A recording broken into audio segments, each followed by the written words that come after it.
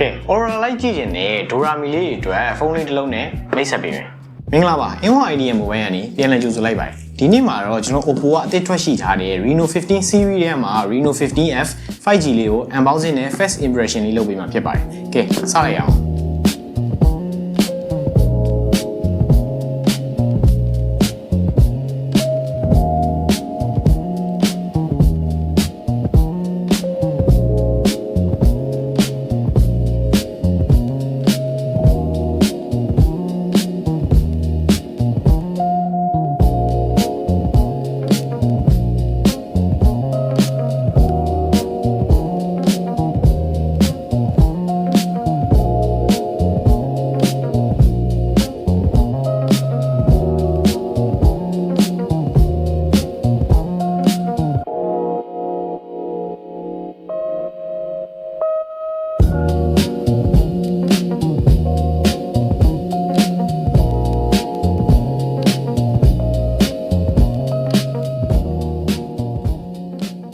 ဒီအရောင်လေးက Aura Blue လေးကျွန်တော်ဒီ series ထဲမှာဆိုရင်တော့ဒါလေးက main ကလားကျွန်တော်နောက်မှာ Aura design လေးကိုထည့်ပေးထားတယ် Aura ကိုနေရာတိုင်းမှာမြင်နေတယ်ဆိုတော့ကိုချစ်ရတဲ့သူအတွက်ဆိုရင်တော့ကွက်တီပဲ camera module မှာ dynamic stellarium ဆိုပြီးတော့ star လေးထည့်ပေးထားတယ်ဒီအောက်မှာ Reno AI camera ဆိုတဲ့စာသားလေးပါတယ်အဲ့ဒါလည်းသူ့ရဲ့ back design ကိုရှုပ်နေဘူးကြည့်လို့ကောင်းတယ်ကျွန်တော် Oppo ရဲ့ထုံးစံတိုင်း IP69 dust and water resistant ပါတယ် 6.57 inches OLED Full HD Plus display ဆိုတော့သူကဆိုပြီးတော့ကြည့်ရတာ sharp ဖြစ်တယ် 120Hz refresh rate လည်းပါတယ်ကျွန်တော် screen လေးကိုဟိုပို့ဒီပို့နေရတာလေးဟိုရတာရှိရ Oppo ရဲ့ Reno လို့ပြောလိုက်တာနဲ့ portrait camera system အသက်ပဲသူစီမှာသုံးထားတာ50 megapixel ultra wide camera 8 megapixel ultra wide camera နဲ့2 megapixel macro lens ကိုသုံးပေးထားတယ်ကျွန်တော် selfie camera ကိုလည်း50 megapixel ultra wide camera ကိုသုံးပေးထားတယ်ကျွန်တော် selfie လှလိုက်ရိုက်ချင်တဲ့ကောင်မလေးတွေအတွက်ကတော့ဒီဖုန်းကလုံးဝကွက်တီပဲကျွန်တော်ရိုက်ထားတဲ့ selfie ပုံလေးတွေကိုတစ်ချက်ကြည့်လိုက်အောင်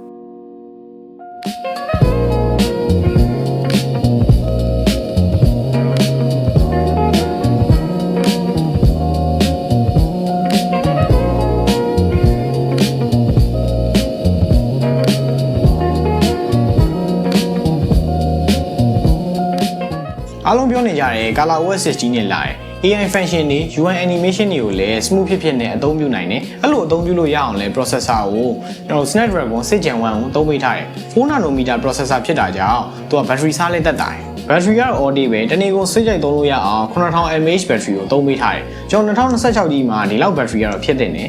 18 watt SuperVOOC fast charge ကိုသုံးပေးထားတယ်သူက1 to 100ကိုမှတနားရီဆုံးဆုံးမဲ့ကြတယ်ကျွန်တော်10မိနစ်လောက်အားသွင်းရုံနဲ့9နာရီလောက် Netflix တွေ YouTube တွေစိတ်ကြိုက်ကြည့်လို့ရတယ်ကဲ Oppo ရဲ့ဒီ Reno 15F နဲ့ Reno 15 လေးကိုကျွန်တော်ရန်ကုန် Inwa IDM Mobile ဆိုင်ခွဲတိုင်းမှာဝယ်ယူလို့ရနေပါပြီကျွန်တော်ဒါလေးကိုစမ်းသပ်ချင်တယ်ဆိုရင်လည်းကျွန်တော်တို့ရဲ့ဆိုင်ခွဲတိုင်းမှာဒီမိုလေးတွေပြပေးထားတယ်ဒါရောက်စမ်းသပ်ပြီးတော့ဝယ်ယူလို့ရနေပါပြီနောက်ဗီဒီယိုတွေမှာတွေ့ကြတာပေါ့